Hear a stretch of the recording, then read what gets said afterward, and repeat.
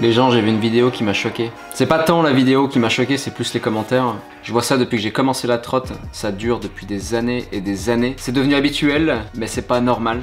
Du tout. Moi ça pèse lourd sur ma conscience depuis que j'ai commencé la trotte. Je pense qu'il est temps aujourd'hui pour moi de vous expliquer comment j'ai fait pour passer à côté de ça et ne pas me laisser trop influencer par tous ces commentaires négatifs. On retrouve beaucoup, comme vous pouvez le voir, des commentaires homophobes, rabaissants, des insultes, et le tout vis-à-vis de notre sport ou de notre personne. Aujourd'hui je vais vous parler du bullying.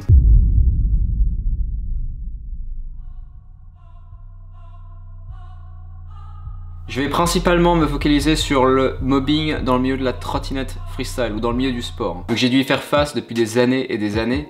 J'ai une certaine opinion sur le sujet et j'espère vous aider aussi à faire face à ce genre de situation. Mais tout d'abord, il y a une chose que vous devez savoir par rapport à la haine qu'on reçoit en fait. D'où vient cette haine, comment elle est partie. Parce que malheureusement, je vais devoir me focaliser sur une communauté. C'est la communauté qui nous déteste le plus, donc les skateurs. Je précise bien que tous les skateurs ne sont pas comme ça, c'est une généralité que je fais. Et je pense que si vous êtes skateur, vous allez être tout à fait d'accord avec moi de toute façon. Donc d'où vient cette haine vis-à-vis de la trotte? On va commencer par là. Il y a beaucoup de jeunes dans les skateparks. Ça crée des problèmes de place, on le sait, on a parlé de ces sujets déjà pas mal de fois. Malheureusement, ces jeunes ne font pas toujours attention. Ils sont amenés par les parents très jeunes. Donc les principaux responsables sont pas les jeunes, mais bien les parents. Il faut responsabiliser les parents et ne pas déchaîner votre haine sur les jeunes, parce qu'au final ils sont jeunes, on a tous été jeunes, on est un peu inconscient quand on est jeune, on n'a pas forcément la même vision du monde, on fait pas forcément gaffe à tout. Donc le problème c'est bien les parents. Mais attention, parce que les parents ont leur part de responsabilité, mais les skateurs ont une plus grande part de responsabilité. Pourquoi? Et je pense que ce sujet n'a jamais été traité encore en vidéo. Quand j'ai commencé la trotte, on n'était pas beaucoup en Suisse, on devait être 3 ou 4. Et on allait dans des skateparks et déjà à ce moment-là, avant que la trotte ait eu un boom, on était déjà détesté. Alors par les skateurs forcément, quelques bikers aussi, et ça je vais vous expliquer d'où ça vient. Les skateurs reproduisaient simplement un schéma qu'ils avaient appliqué avec un autre sport quelques années auparavant. Ce sport était le roller. Le milieu du roller a quasi disparu pour plusieurs raisons. Je vais en mentionner qu'une seule aujourd'hui, parce que les autres raisons sont plus variées, et il y a plusieurs opinions aussi là-dessus. Mais une principale raison pour laquelle le roller n'existe presque plus, et bah c'est les skateurs. C'est relativement direct de dire ça, mais malheureusement c'est vrai. Les schémas que les skateurs reproduisent avec nous aujourd'hui, en disant quand on arrive au skatepark en trottinette qu'on est des homosexuels, des petits cons, des trucs comme ça. Je vais rester poli sur cette vidéo, mais vous connaissez bien les termes, je pense que vous avez lu des milliers de commentaires. Et bah ça, tout simplement, ils l'ont fait avec le roller. Donc à chaque fois qu'ils voyaient un jeune arriver en roller au skatepark, et ils disaient bah voilà, toi t'es un petit PD, prends un skate à la place des rollers. Vous pensez bien que le petit, qui devait avoir une dizaine d'années, dans le skatepark tout seul, il y a un grand qui lui dit ça en skate, il va pas faire long feu sur des rollers le petit hein. Ils sont très influençables à cet âge-là. Ensuite, c'est du mobbing ultra tôt. Bah, c'est relativement logique ce qui s'est passé ensuite. Je pense que les gamins, ils ont eu peur, ils en ont eu marre, et ils se sont mis simplement à faire du skate, ou alors ils sont juste partis de ce milieu freestyle. Quels sont les arguments des skateurs pour prouver que leur sport est meilleur? Ce qu'on entend régulièrement des skateurs qui sont là depuis longtemps, c'est que voilà, le skate a une histoire, le skate a une culture, c'est un lifestyle, c'est une façon de vivre. Tout ça, j'entends bien. Le problème, c'est qu'en ayant cette vision-là, ils se sont complètement fermés à tous les autres sports. Donc quand un nouveau sport arrive, par exemple la trottinette ou le roller, c'est perçu comme une menace. Ce que je peux comprendre quelque part, parce que simplement les skateparks sont envahis par soit le roller, soit trottinette, soit d'autres sports, et ils ont plus leur place. Donc je peux comprendre cet énervement tout à fait. Le problème c'est que c'est fait d'une manière qui est pas du tout raisonnée et pas du tout mature. Et leur outil principal pour exprimer tout ça, c'est le harcèlement. Ça m'est arrivé de voir des profs de skate qui enseignaient à leurs élèves à détester la trotte. Je trouve ça déplorable, complètement immature. Cette personne est définitivement pas faite pour être prof. Et ils ont réussi à faire quelque chose d'extraordinaire, c'est qu'ils ont réussi à faire que le fait de détester la trotte soit cool. Donc c'est devenu une mode de détester la trotte. Il y a un truc hallucinant qui m'est arrivé il y a 2 ans au skatepark. 2 gars qui se ramènent en skate, et je voyais bien que c'était la première fois qu'ils faisaient une session en skate, quoi. Ils avaient des skates tout neufs, et c'était même pas des vrais skates, quoi. C'était des skates que vous trouvez à Decathlon, des trucs vraiment pas chers. Ils se sont ramenés, ils sont posés sur le bord du skatepark, et ils ont commencé à dire de la merde sur ceux qui faisaient de la trotte. Mais je trouve ça hallucinant. Les mecs, c'est les premières fois qu'ils posaient un pied dans le skatepark, et bam, ils balançaient des saloperies sur nous. Moi j'étais pas loin, j'étais en train de rider, j'avais mes écouteurs, mais j'avais pas de musique. Donc j'ai quand même entendu ce qu'eux se disaient. Au bout d'un moment, je me suis dit non, c'est pas possible. Donc je suis allé les voir et je leur ai dit, vous avez un problème avec la trotte? Vas-y, moi je suis en face. Vous pouvez tout me dire maintenant. Juste en faisant ça, ils sont devenus tout blancs et ils sont partis. C'est juste un moyen d'être cool au skatepark. À quel moment dans le monde on s'est dit, Lui, je vais lui faire mal et je vais me sentir bien. C'est ça que je dénonce aujourd'hui dans cette vidéo. Ça me rend complètement dingue. Je vais vous raconter une autre anecdote. Au tout début, on faisait de la trotte avec des potes. On était 2, 3, des fois 4. On allait dans des skateparks un peu partout en Suisse. On était confrontés à cette haine tout le temps. Et à cette époque-là, les skateurs savaient pas trop comment réagir. Ils étaient violents la plupart du temps. Alors on recevait des insultes forcément. Chaque fois qu'on arrivait au skatepark, on se faisait traiter de gay, de PD, tout ça. D'ailleurs, je vois pas du tout le mal à se faire traiter de gay. Je pourrais être gay, ça poserait aucun problème. Je vois pas à quel moment se faire traiter de gay est une insulte. C'est comme si je me faisais traiter d'humain. Hé, espèce d'humain! Oh. Ça nous est arrivé aussi de nous recevoir des skates dessus. Souvent ça arrive quand un skater se sent snaké. Nous on avait quand même un peu de jugeote, on snackait pas les skaters bien évidemment. Le problème c'est quand on voulait y aller et qu'un skater avec sa mauvaise foi nous snackait, il nous balançait quand même un skate dessus. À ce moment-là, à chaque fois que ça nous est arrivé, le skate on le balance loin. En Suisse, on a pas mal de chance à ce niveau-là, c'est que les gens sont pas bagarreurs. À chaque fois qu'il y a eu un conflit, ça s'est toujours réglé avec des mots. On s'est poussé plusieurs fois, mais jamais on en est venu au coup. À chaque fois qu'on était sur le point de se recevoir un skate, j'allais vers la personne de manière agressive et je lui gueulais dessus.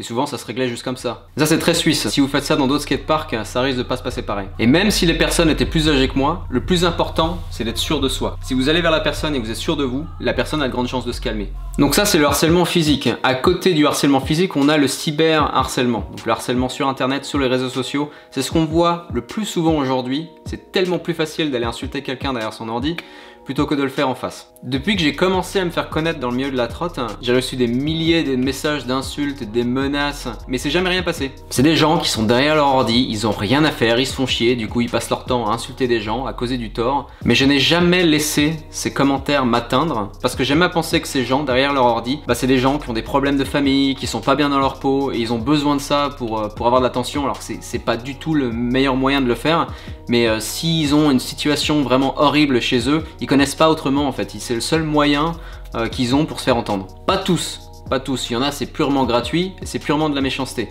Malheureusement il y en a qui sont comme ça, beaucoup, mais j'aime à penser qu'il y a toujours un bon fond chez les gens et qui font ça parce qu'ils sont désespérés plus qu'autre chose.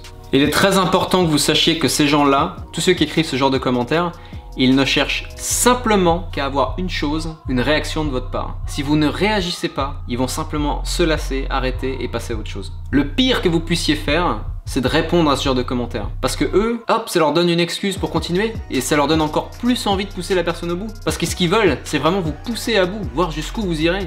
C'est juste pour ça. Donc si vous réagissez pas, ils vont simplement se lasser, passer à autre chose. Le problème bien souvent, c'est que vous postez des choses en ligne. Et en fait, ces choses sont vues de tous. Donc vous devenez des cibles très faciles. Par exemple, quand vous devenez youtubeur et que vous êtes homosexuel et que vous le montrez, ou que vous avez un talent particulier qui peut susciter l'étonnement, il y aura toujours des gens qui vont vous détester pour aucune raison. Il y a toujours des gens qui vont aller contre vous et qui vont essayer de vous rabaisser et de vous causer du tort. C'est une chose très importante à savoir avant de se mettre en ligne, avant de se mettre en avant. Si vous êtes incapable de faire face à ce genre de commentaires, évitez de poster des choses en ligne. Je vais prendre l'exemple tout bête d'un homme politique. Un homme politique, quand il devient connu, il a de toute façon des gens qui vont l'aimer et de toute façon des gens qui vont le détester. Et ces politiques ont ce qu'on appelle la peau de cuir. C'est toutes les insultes ricochent sur leur peau. Internet, c'est la même chose, vous êtes à la vue de tout le monde. J'ai fait une annonce en début de semaine sur Instagram pour avoir vos anecdotes, pour avoir vos histoires concernant le mobbing et le bullying. J'ai été surpris du nombre d'histoires que vous m'avez envoyées. Je vais vous lire quelques anecdotes que vous m'avez envoyées, elles resteront totalement anonymes et je reviendrai après dessus. Première anecdote. Maman a commencé la trotte il y a 2 ans et demi. Les skateurs et les BMX, dès qu'on les gênait, ils nous insultaient de tous les noms. Puis à la fin de leur phrase, ils disaient toujours « dégage avec ta trottinette de merde » et malheureusement ils le disent encore aujourd'hui. Quand j'ai commencé la trotte il y a 8 ans, en 2011, j'étais le seul à rider dans les skateparks de chez moi, et j'étais un ancien skater, et quand j'ai fait la transition, j'ai plein de personnes qui me connaissaient, qui commençaient à m'insulter et à dire que j'étais une merde parce que je faisais de la trotte et tout. Ils me faisaient galérer pour rouler certains spots, comme pour me faire croire que c'était illégal et qu'ils pouvaient faire venir la police par exemple. Ils me bousculaient dans les skateparks, etc. etc. C'était quand je commençais la trotte, on m'a poussé d'en haut d'une méga rampe en insultant ma mère, etc. J'ai eu une baisse de morale par rapport à la trotte. J'étais au skatepark avec mon meilleur pote, genre c'était la phase des trottinettes Razor, puis il y a 3 skateurs qui sont arrivés et qui m'ont tabassé avec leur skate dans les jambes. Ils m'ont renversé du Red Bull dessus, ils étaient 3 et plus âgés, je pouvais rien faire. C'était principalement des histoires qui se sont déroulées au skatepark, des histoires comme ça sur internet, il y en a des millions et des millions, mais malheureusement trop de gens considèrent ça normal. Donc qu'est-ce que vous pouvez faire dans ces cas-là? Je vais vous expliquer quelques points qui pourront vous aider et éviter d'être dans ce genre de situation. Concernant le cyberharcèlement, ne jamais donner d'indications privées sur votre vie. Je sais que quand on est jeune, on a envie de partager sa vie sur les réseaux sociaux. S'il vous plaît, faites très attention à ça parce que tous les détails que les gens sauront sur votre vie privée pourront être utilisés contre vous. Donc faites très attention à ce que vous postez. Les gens qui vous harcèlent se nourrissent de vos réactions. Donc plus vous réagirez, plus ils vont continuer de vous harceler. Et ça peut s'empirer jusqu'à un point où c'est plus capable de supporter. Vous pouvez porter plainte dans les cas les plus extrêmes. Il faut absolument réagir quand il en est encore temps. Si vous attendez trop longtemps, vous allez vous renfermer sur vous-même. C'est là que les gens sont poussés à prendre une décision qui est absolument dramatique. Je vous mets un numéro en description que vous pouvez appeler si vous êtes victime de harcèlement.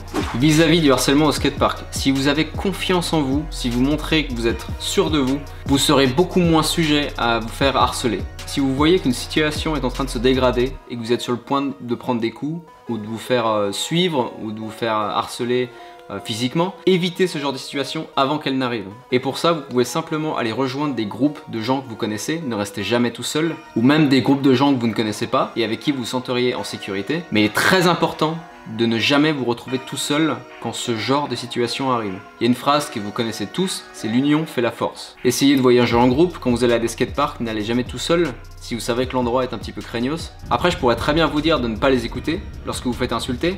Le problème, c'est qu'on est humain. On peut pas juste éteindre notre cerveau et ne pas entendre ce genre de truc. Même si on va pas le montrer, ça va nous toucher. C'est ça qui est dangereux avec le mobbing. Et le meilleur moyen pour ça, c'est d'en parler. D'en parler à vos proches, d'en parler à vos amis. Il ne faut absolument pas que vous gardiez cette crainte, cette peur à l'intérieur de vous. Il faut absolument l'extérioriser et en parler. C'est le meilleur moyen d'y faire face. Là, on arrive au dernier point de la vidéo et écoutez attentivement. C'est très très important. Si vous êtes témoin d'une agression, si vous êtes témoin de quelqu'un qui se fait harceler, ne restez pas les bras croisés. Parce que le problème, c'est que souvent ces gens qui sont harcelés, ils sont tout seuls. Ils peinent à trouver des amis et dans ces moments-là, c'est exactement le genre de situation où ils ont besoin de votre aide, ils ont besoin de votre soutien. Donc si vous voyez quelqu'un qui se fait harceler, réagissez, allez vers cette personne. Ne rigolez surtout pas, parce que souvent le problème c'est l'effet de groupe. Quand vous voyez quelqu'un qui se fait harceler, le pire truc que vous pouvez faire, c'est de donner raison au harceleur. Vous serez même plus coupable que le harceleur lui-même, parce que vous relancez le truc et ça prouve à la personne qui se fait harceler qu'il est vraiment tout seul au monde. Donc quand vous voyez quelqu'un qui se fait harceler, allez vers la personne, allez la conforter, même si c'est pas votre pote. Moi je supporte pas de voir ce genre d'injustice. Chaque fois que je vois des jeunes qui se font harceler par des skateurs au skatepark, il faut que j'intervienne. Je peux pas voir ça, ça me rend fou. Ces 4 dernières années à Zurich surtout, c'était tous les jours. Tous les jours je devais aller gueuler sur des skateurs. Il y a des jeunes skateurs qui se barrent en courant dès qu'ils me voyaient arriver, après de balancer un commentaire comme ça. Mais c'est n'importe quoi. Donc restez solidaires. Quand vous voyez quelqu'un qui se fait harceler, aidez cette personne à la place de rigoler. Si vous connaissez la personne qui fait du harcèlement, faites-lui se rendre compte de ses actes, parce que souvent les harceleurs ne se rendent pas compte du tort qu'ils causent. Donc si vous connaissez quelqu'un qui bully, qui fait du mobbing sur des gens, allez lui parler, faites-lui réfléchir sur ses actes. Ça fait longtemps que je voulais faire cette vidéo là, c'est un sujet qui me tient vraiment à cœur, surtout après tous les commentaires que je vois tout le temps sur les vidéos. J'espère que ça vous aidera. N'hésitez pas à mettre en commentaire aussi si j'ai oublié des choses, si vous pensez qu'il y a des choses qu'on pourrait faire pour améliorer ce genre de situation. C'est une vidéo très sérieuse, je suis désolé mais il fallait absolument que je la fasse. Et moi je vais finir avec une note positive. J'ai reçu un petit paquet aujourd'hui. Regardez ce que j'ai reçu avant-hier. C'est des boîtes. Non, je pense que vous l'avez vu que c'était des boîtes, mais ce qui est important, c'est ce qu'il y a dedans. Ça c'est encore un autre conseil pour tous ceux qui ont des écouteurs qui tiennent pas dans les oreilles comme moi. Ils font en fait des empreintes de vos oreilles et créer quelque chose comme ça qui vient se mettre sur tous vos écouteurs pour fixer les écouteurs parfaitement dans votre oreille. Vous pouvez faire du sport avec sans problème, sans qu'ils tombent. C'est pas du tout un placement de produit, hein. Ils me payent pas pour faire ça, j'ai payé les miens, mais il fallait absolument que j'ai quelque chose qui tienne dans mes oreilles. Donc si vous êtes intéressé par ça, la marque elle s'appelle Snug. Ils font pas que ça, ils font aussi plein d'autres choses pour les oreilles. Moi j'ai eu un accident il y a quelques années en water jump, je me suis percé les 2 tympans et ils sont restés vachement fragiles depuis. Du coup j'ai commandé aussi des bouchons d'oreilles. Ça existe déjà, mais le problème c'est que les bouchons d'oreilles ils sont de très mauvaise qualité, ils tiennent pas vraiment dans les oreilles et ils protègent pas vraiment bien. Et à chaque fois, je les paume ou alors l'eau elle rentre quand même dans mes oreilles et ça me fait une douleur pas possible. Et là avec ça, plus aucun problème, je vais pouvoir aller surfer comme avant. Allez checker le lien en description si vous êtes intéressé, si vous avez besoin de ça. La marque elle s'appelle Snugs. Et moi je vais terminer cette vidéo comme ça. Petite parenthèse dans cette vidéo, je vous indique juste ici le nom du gagnant ou de la gagnante du concours pour gagner un snow scoot. Voilà, madame ou monsieur, bravo. Vous êtes de plus en plus nombreux à vous abonner à ma chaîne, ça me fait super plaisir. Mettez un petit j'aime aussi sur la vidéo, ça me fera encore plus plaisir. Et moi je vous dis à la semaine prochaine, samedi 10h15, comme d'hab, pour la prochaine vidéo. Prenez soin de vous, prenez soin des gens, prenez soin de vos proches aussi. Ciao tout le monde.